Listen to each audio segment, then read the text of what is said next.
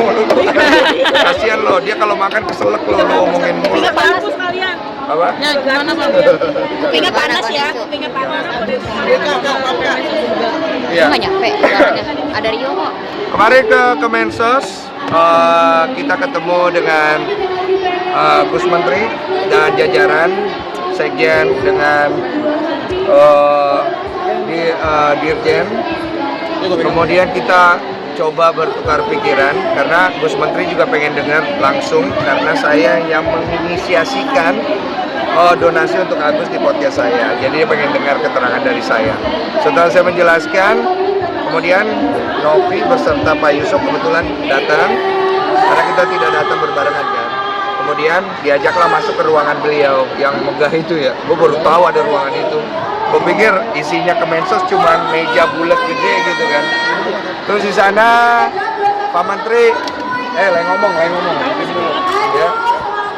Jadi di sana Pak Menteri memberikan arahan bahwa kasus ini punya potensi gugatan, punya potensi perdata dan pidana. Oleh karena ini harus diselesaikan dengan baik. Kalau Agus masih pengen menyelesaikan ini dengan mediasi, maka Pak Gus Menteri menghimbau kepada jajarannya untuk mengundang Agus. Tapi apabila memang tidak bisa, maka potensi yang dimaksud oleh Gus Menteri bisa saja terjadi. Tapi Gus Menteri tetap menegaskan bahwa jangan sampai polemik ini menjadi contoh yang buruk di mana orang jadi takut untuk berdonasi kepada saya dan Novi. Karena apa yang kami lakukan itu kan sesuatu pekerjaan, kalau istilahnya Pak Menteri itu mulia katanya. Kami kan melakukan itu tidak mengambil sepersen pun. Begitu pula Novi dengan yayasannya. Jadi jangan sampai orang jadi takut karena ada kasus ini. Oleh karena itu Pak Menteri menghimbau supaya kami memberitahu keluar dan juga menghimbau bahwa ada aturan dalam melakukan donasi. Dalam aturan yang tercantum pengumpulan uang dan barang PUB Peraturan Kemensos nomor 9 kalau saya nggak salah tahun 1961, bahwa setiap pengumpulan donasi dalam bentuk uang dan barang itu harus memiliki izin. Apabila dia tidak memiliki izin, maka dia bisa dianggap ilegal. Donasi yang dilakukan secara perorangan itu tidak boleh karena melanggar aturan Kemensos. Donasi yang dilakukan oleh yayasan boleh apabila memiliki izin, dan apabila dia tidak memiliki izin maka donasi itu dianggap ilegal dan bisa disita. Penyelenggara daripada donasi itu bisa disita uangnya. Siapa penyelenggaranya? Orang yang menerima uang donasi itu. Pahami sampai sini? Dan apabila ada yang menggugat hal itu secara perdata, maka uang itu bisa dibawa ke pengadilan untuk digugat jatuhnya nanti kemana. Apakah jadi ke pemerintah, apakah jadi ke pihak-pihak tertentu, apalagi kalau ada polling. Nah, apabila uang donasi itu masuk ke dalam kantong penyelenggara, ke banknya dia, ke rekeningnya dia, disalahgunakan, artinya tidak sesuai dengan akadnya, maka timbul kekecewaan dari pihak donatur yang kemudian menggugat itu bisa terjadi. Gugatan seperti apa yang bisa terjadi? Gugatan perdata, artinya uang itu akan dibekukan, dan gugatan pidana, artinya terjadi penggelapan atau penyelewengan daripada duit donasi itu. Sehingga aturannya menjadi jelas. Pada saat kita terima donasi, kita tidak boleh sembarangan menggunakan donasi itu. Harus sesuai dengan akadnya, gitu. Jadi masih sesuai dengan undang-undang yang berlaku itu ya? Iya, gitu. Itu keterangan yang saya dapat. Bang Donatur juga akhirnya membawa gugatan itu ke pengadilan. Ada 3 yang digugat, Agus, Bang Densu, dan Yayasan Novi. Mungkin seperti apa Bang? Iya. Udah ada komunikasi juga nggak sih dari pihak? Ada sudah tahu kok. Saya udah terima somasi dari Pablo Benua. Pablo, kamu kalau donasi lagi. Kalau somasi saya yang benar aja, nggak usah pakai nelfon dulu. Bang, izin saya somasi ya. Serius, karena somasi ke saya itu perdata, sifatnya lebih kepada administrasi. Jadi semua gugatan kepada saya, yayasan Agus itu perdata sifatnya untuk dibawa ke pengadilan perdata. Kemudian nanti akan diuji di sana. Tapi saya tidak tahu nih apakah Pablo melakukan gugatan pidana berdasarkan keinginan dari donatur. Saya belum tahu. Oh, berarti Bang Den- proses donasi ke Agus itu menyalahi apa tidak sudah peraturan Kemensos? Kalau berdasarkan peraturan Kemensos PUB tahun 61 itu kita melanggar. Dan ada denda administrasi 10.000 atau kurungan selama 3 bulan kalau saya nggak salah. Jadi pilihlah. Pilih mau kurungan 3 bulan atau denda 10.000. Makanya saya bilang saya bayar 110. Karena saya tujuannya pengen melanggar 10 kali lagi. Bercandanya begitu, bercandanya. Karena tetap niat baiknya yang dilihatkan. Karena kan saya tidak terima duit ya. Saya bantu orang. Kalau saya melanggar ya sudah. Ini proses pelanggarannya diselesaikan gimana. Apabila itu perlu disita ya sudah disita aja kan gitu. Bang Densu, Uangnya masih di yayasan. Menunggu gugatan di pengadilan berjalan.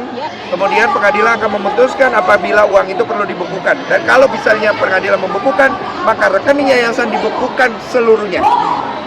Untuk diaudit oleh pengadilan, kemudian nanti uang itu baru setelah pengadilan memutuskan, baru dicairkan ke semua pihak yang mengikuti polling para donatur.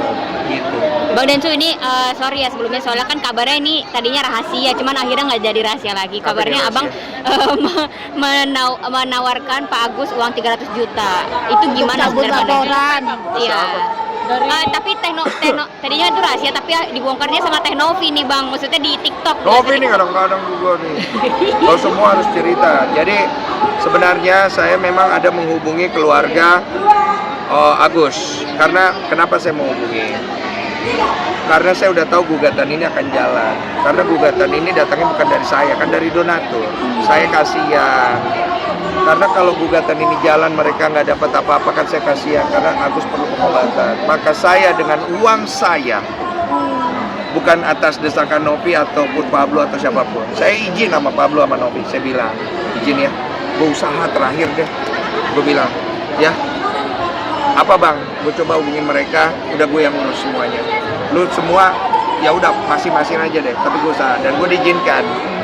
Dan kemudian gue coba bicara sama mereka, menawarkan pengobatannya, biayanya nanti dari uang saya, mau nggak? Tapi saya kan gini, saya ngelihat bahwa masalah ini kan tidak perlu ada pelaporan kepada Novi ya. Boleh dong, ini uang saya. Saya nego boleh dong. Ya udah, kamu mau bagus nggak? Cabut laporan, berobat, saya kasih santunan sekian, kamu lanjutin hidup, kamu bagus di mata masyarakat. Masuk akal nggak? Itu. Niat baik abang dianggap sebagai jahat, Agus. niat jahat, Dianggap Dianggap apa? Niat baik abang dianggap sebagai niat jahat. Karena dianggap menyokong Agus mencabut LP. Niat jahat gua. Iya, Menyesal gua melakukan itu kalau gitu. Abang dianggap penyuap Agus. Penyuap. Iya. sama Eva. Menyesal Sama gua Eva. melakukan itu berarti. Berarti sekarang saya harus menyesal. Karena niat saya dianggap salah ya. Jadi saya minta maaf kepada Agus, Wawa dan keluarganya.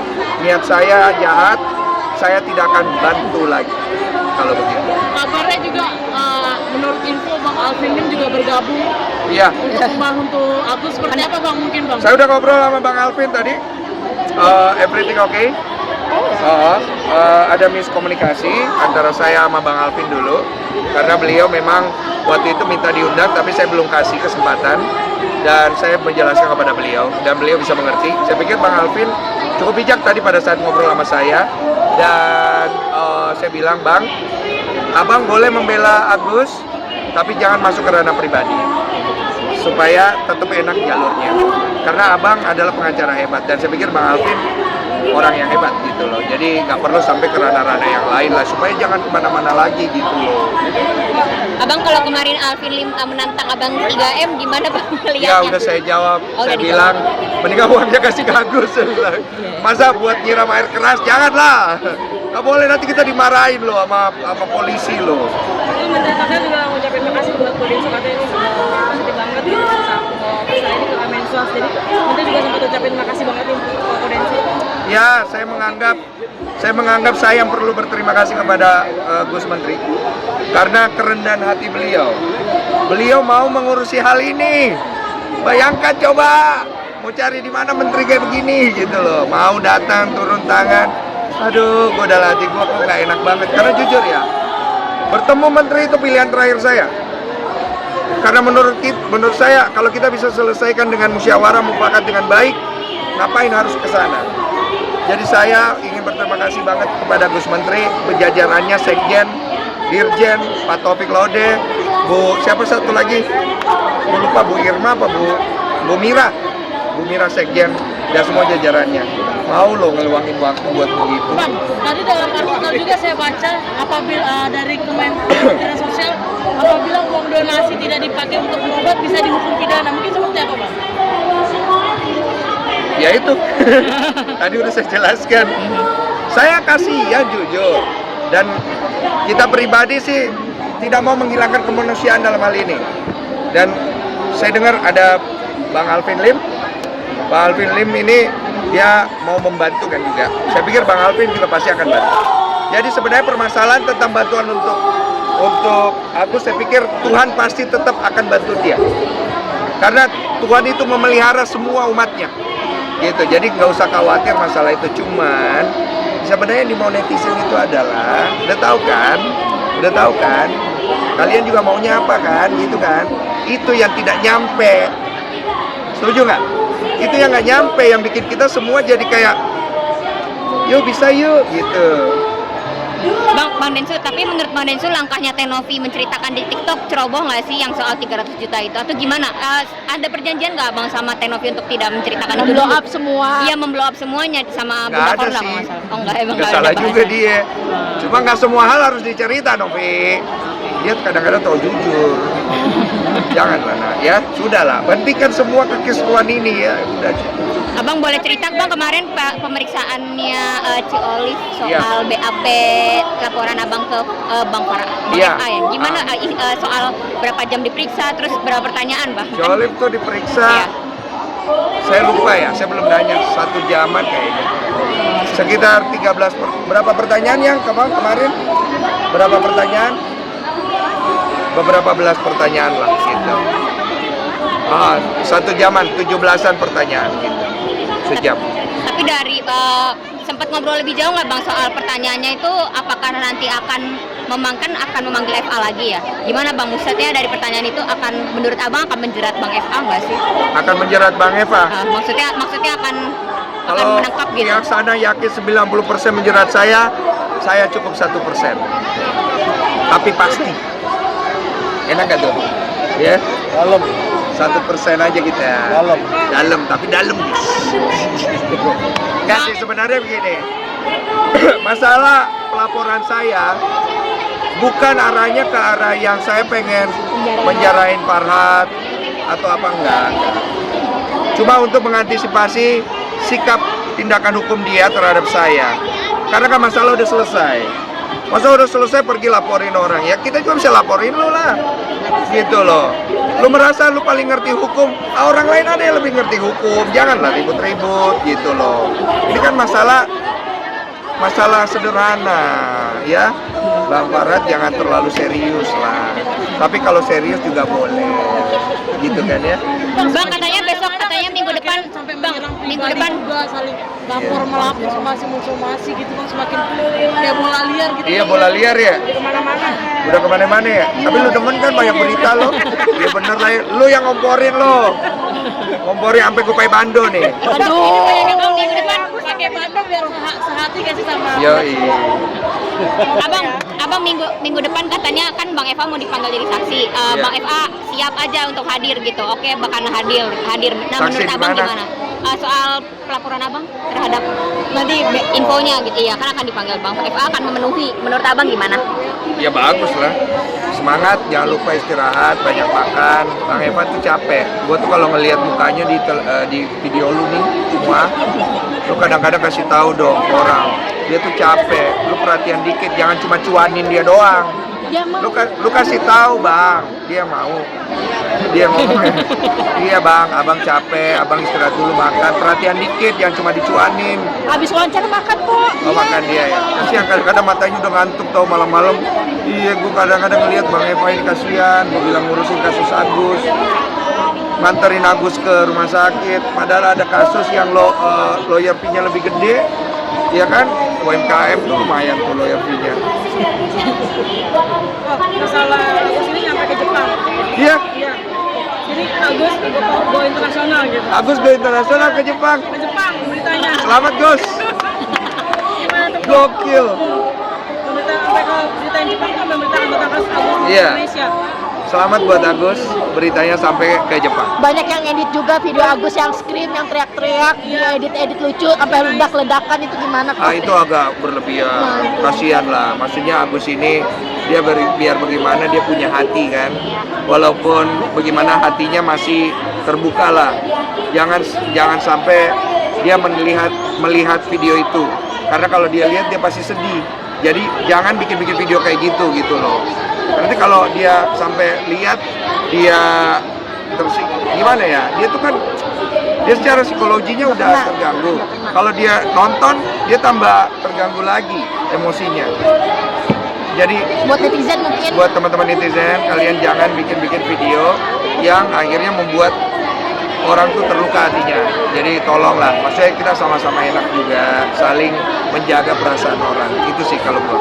Bang, mungkin tanggapannya Apa? Saya sampai Jepang gimana ya? Happy atau gimana nih? Beritanya sampai Jepang, ya gua nggak tahu ya harus happy atau enggak ya.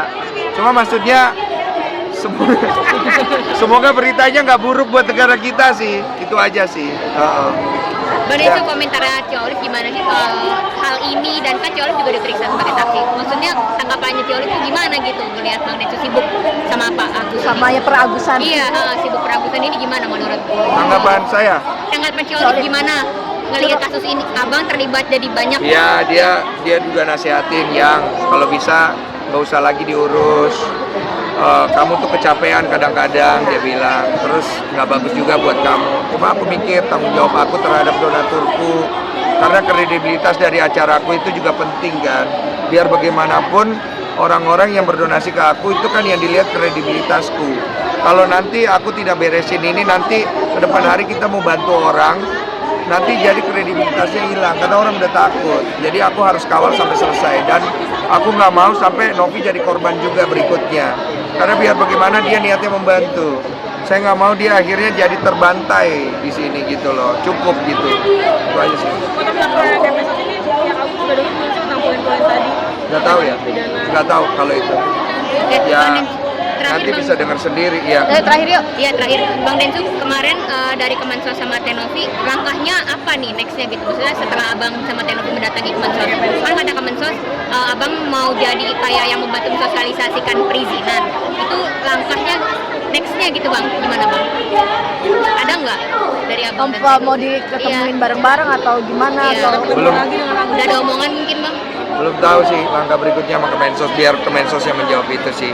Sejauh ini yang tadi yang keterangan yang aku kasih aja yang paling tepat. Sisanya ya udah kembali ke mereka sih. aman. Oke. Bando.